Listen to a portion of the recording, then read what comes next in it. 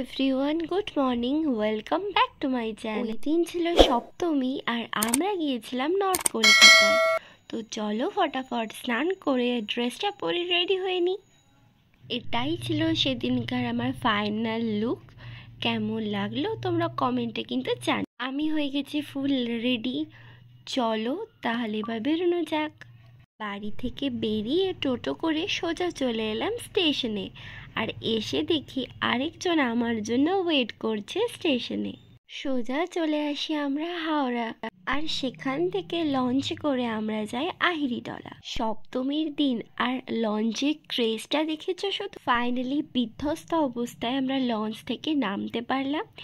এরপর প্রথমেই আমরা গিয়েছিলাম আহিরিটলা ঠাকুর দেখতে, যেখানে থিমে এক নজরে গোটা কুমোরটুলিটা দেখে ফেললাম। আর সেখান থেকে বেরিয়ে পাশে গেছিলাম আমরা আরেকটা ঠাকুর দেখতে, যেখানে থিমও ছিল বেশ সুন্দর।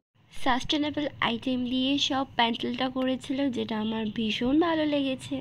আর এই প্যান্ডেলটা বেসিক্যালি যাত্রায় ব্যবহৃত প্রত্যেকটা জিনিস দিয়ে সাজানো ছিল, যেটা কিন্তু বেশ অ্যাট্রাকটিভ।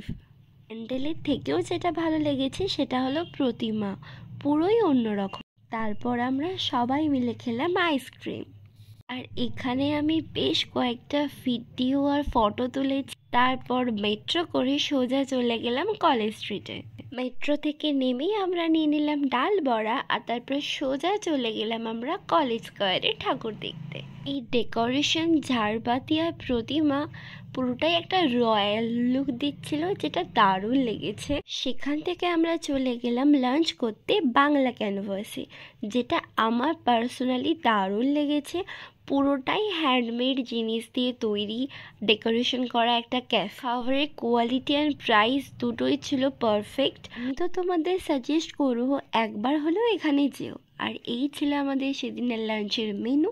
ওখান থেকে বেরিয়ে আমরা চলে এলাম বাড়ি। ভিডিওটা ভালো লাগলে একটা লাইক, কমেন্ট, শেয়ার করে দিও।